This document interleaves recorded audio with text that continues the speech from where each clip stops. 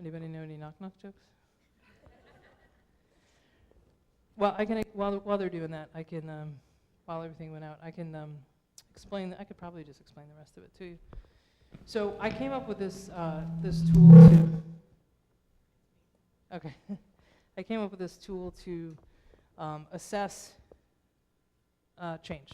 And it's basically by saying, okay, let's take our current role, and our current role, however we define it, and say, okay, what are the pieces of it that we could... There we go. I'll stay right here. You stay right there. Okay. So this is our current role. It's not that much longer. Can you stay there that long? So this is our current role. However you define it, make a list of what you do. Then make a list of all the things that you either could hand off to somebody else if you had somebody to hand it off to, things that could be atomized, that could be done by somebody else somewhere else. And then look at the new skills and knowledge you could be developing to expand or extend your role. Look at new technologies that are coming out that might augment your potential. That becomes your next role. And I gave this particular framework at the World Bank 6 months ago, and I was with some people from Amazon, and they said, oh, that's what we do. We do that every 18 to 24 months in our organization. I'll just keep talking. Let's not worry about the rest of that. Yeah, I can start the questions in a second. The other couple of tips I'd give you is think about yourself on a wave. If the career's a wave, where are you on the wave? How long have you been riding it? When might the next wave come along? Start thinking about your position, not as a lifetime appointment, but as something that's more of a tour of duty. Then think about, yeah, just don't bother with it. It's okay. It's all right. I'll just wrap up. And then think about your network. Who do you learn from? How often do you get together with people who are from a different industry, from a different gender, race, culture, background, generation? There's a tremendous amount of learning you can do if you're intentional about your network. I'm not even going to try with that. So, like I'm on LinkedIn, I've got 4,000 connections or something like that, and 16,000 followers. I reach out to people regularly if I'm going to be in a city, and I'll get together with someone who's totally different from me and try to learn as much as I can. That learning may be something that finds its way back into your work. It gets you to sort of check your blind spots and check the things that you assume. So those were some of the tips I wanted to give you guys, and with that, I will sort of wrap up and take questions.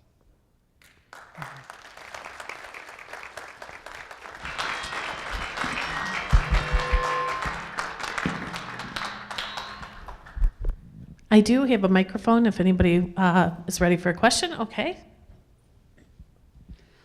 One's an ask. What was the website you said you were going to refer to about those human skills? Future Work Skills Academy. Yep, I'll send the link around. Ooh, now we don't have Future Skills Academy? Future Work Skills Academy. Okay. I'm sorry, I can't hear that. Future of Work Skills Academy. And then my question, what I was thinking about as an instructor of things that I can do in the classroom, you know, you talked about the importance of resilience and motivation. Mm-hmm. What I struggle with is, to me, that's almost like a parenting responsibility to get your child to have those things before they get into the classroom. So if I'm in a situation where maybe there isn't the motivation or the resiliency, do you have some concrete examples or tips that you could provide for an instructor? First, nobody can manufacture motivation. I can't motivate. I mean, I can threaten you. I can bribe you. Those are the really two ways we motivate people, and they're really crappy ways. Best way to motivate people is connect to their, why are you doing this? What is it that interests you? What are you trying to do? And instructors, you're moving from content dissemination and testing to being coaches for human potential. So how do you help that person who's stuck? Maybe they're pursuing the wrong fields. It's not right for them. Maybe they're doing it because their parents told them to do it. Maybe they're doing it because it's what they think they should be, but not true to who they are. Those are the kinds of ways instructors can help. You're not supposed to be parenting them, but you are going to be coaching them.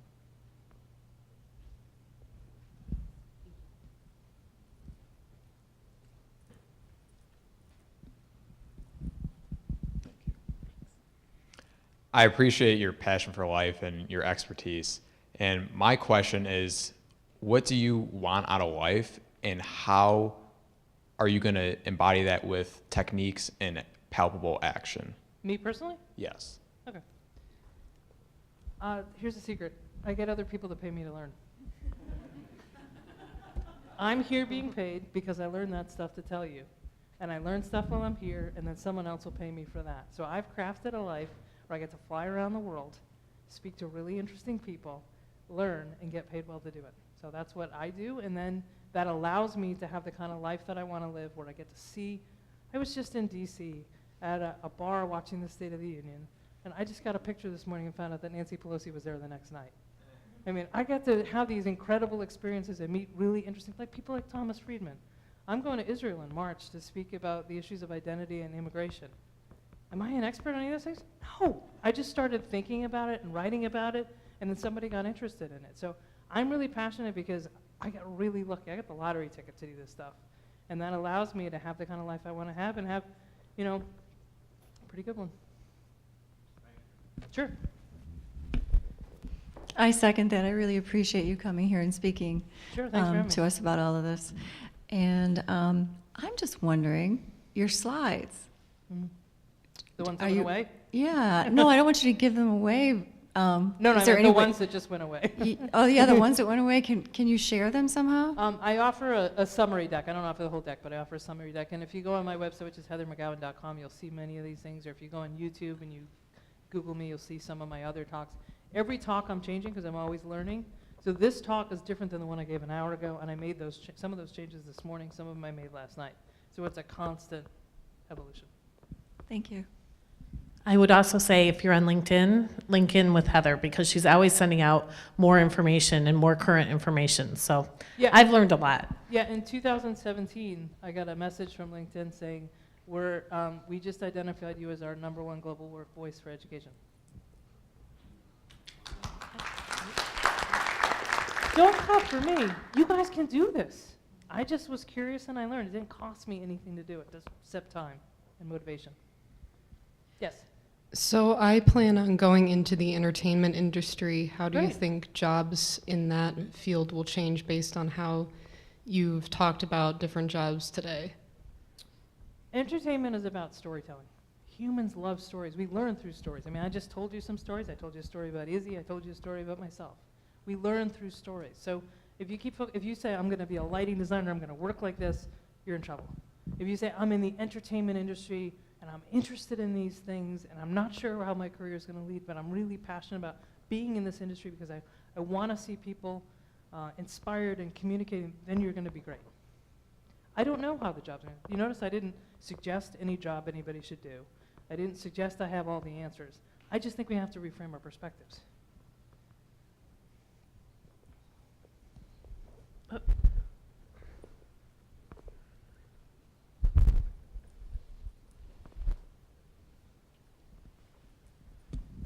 Hi, thanks. Hi, sure. You pointed out that quote that was on your mom's bulletin board. Yeah. Can you point to any things that were part of your growing up or Sure. your nurturing that affected you, early on and created the person you are? Sure, but I'm only sad that I didn't get that question when we were live streaming because my parents were actually watching in Florida. And they don't get the shout out they deserve. So I wasn't a great student. So I had an older sister. She was straight A's, honor society, everything. And I was always sort of, didn't really care. Couldn't really motivate me. Kept having my IQ tested. They're like, she should be doing a lot better than she's doing. And so my mother was like, well, what are you interested in? And my mother started, I grew up outside of Boston, so I had the advantage of being close to a great city with a lot of universities. I started taking university classes when I was in high school. I went away to summer programs. I took art classes. I took psychology classes. I mean, you could do it all now with MOOCs. You don't need resources to do it. But my mother was like, you got to do what interests you. You got to be you. Don't worry about that Spanish class and that junior high instructor who thinks that your future's over because you got a C in algebra. I know your future's going to be great. So I had a champion, I still have a champion, who said, find out what motivates you and let's find it. Now, there's so many resources online. So Izzy's older sister is Chloe. Chloe is totally different than Izzy. I call Chloe up, I'm like, Chloe, what'd you do today? She's like, I built a vending machine. I said, excuse me? I said, how did you build a vending machine? You're 9. She said, well, I watch YouTube videos and I figure out how to make things. There are tremendous resources for anything you want to try to do right now.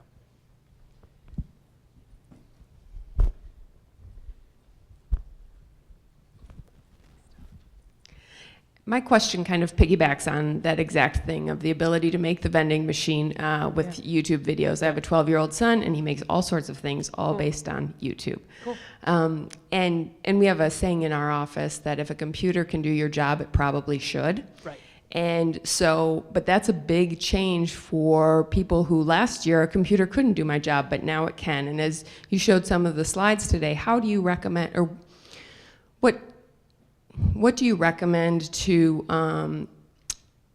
help people who, yeah, a computer can do your job now, it couldn't before, that whole learning process, that cultural change, how do you suggest that people work with employees going through those types of changes and create an institutional or cultural change around that? Sure. First and foremost, I'm not sure every manager and leader should be a manager or leader. Because if you're a manager and leader because you want to be the boss, probably shouldn't be a manager or leader. If you're a manager and leader because you want to control people, probably shouldn't be a manager. If you're a manager and leader because you want to inspire people and you want to help people navigate change, I think the management and leadership we're going to have in the future are going to be people who have, I don't know if they have degrees in psychology, but they have deep backgrounds in understanding human behavior and helping people adapt to change. And that's what most of work's going to be, because technology is going to keep changing things, and it's going to be like, okay, so you used to do the books for a company, now we've got a software package that does it. How do you make meaning out of that? How do I help you adapt to the things you're letting go of so that you can reach up and learn that next skill and be even more powerful? I want to follow up with another cultural change kind of question. Sure. How do we make the change? If we make changes in education, how do we get industry to work with us? Let me just give you an example. We offer on a non-credit program in digital sculpting. People come out of this with a skill set that there's a huge demand for, and we've worked with industry, particularly auto industries, and we still have one auto industry saying, we understand they have the skill set, but we won't hire them without a bachelor's. How do we move them to the point of this person can come in and fill a job that you've had empty for 3 years? How do we do that? That's not happening as fast as I'd like. It's happening in some organizations. You know, when you look at the top 5 companies by market cap right now, I think all of them right now are saying we found the degree is a kind of crappy proxy, so we're no longer requiring it. We need more and more companies to do that, because what we did was we created degree inflation.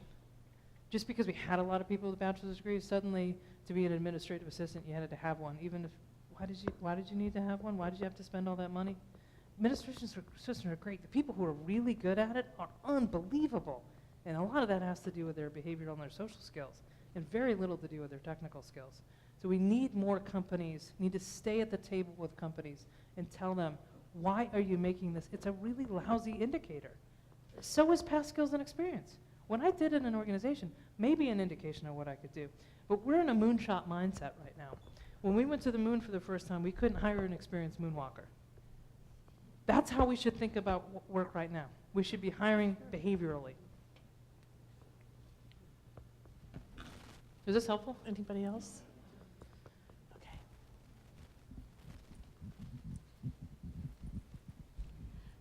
I have a feeling the answer is just research on my own, but I just had a thought while you're speaking. My passion is animals. I do a lot of volunteer work, although I'm going to school, thank you, going to school for accounting, because I know accounting is a secure job. I want to, again, my end result is operate a nonprofit organization, so I have to know accounting to operate it properly. But also in the past, I've seen a lot of animal abuse, and now I kind of want to focus too on doing law, change the laws and stuff. So how do I get focused on, again, I guess it's just research, to learn the laws, to change policies, to get involved with the politicians? There's a lot to change. How can one person get in that direction? Okay, that's a massive question. How can one person change the society? I don't know the answer to how one person can change society, but I don't want to dismiss. Accounting's great, but when you look at the Frey Osborne model of what routine skills are that can be automated, there's a lot of accounting that can be automated. So if your passion isn't accounting and it isn't numbers, when that stuff becomes automated, what are you going to do around accounting? If your passion is really animals, what's interesting is the #1 hardest to automate job, because I read the SEC codes, not that they're great, but I read them, is Occupational Therapist. It has the most non-routine work, and it's the most human to human, and often human to animal. I'm not suggesting you change your major, but it's just interesting that you asked about the two ends of a spectrum, so I just went for it. Any other questions? No? Okay. Well, thank you. Thank you, Heather, for taking the time. We will be sending out, we'll probably have information available that we'll get to your professors and keep the conversation going. So thank you. Yeah, reach out to me, please. I love to learn. I go up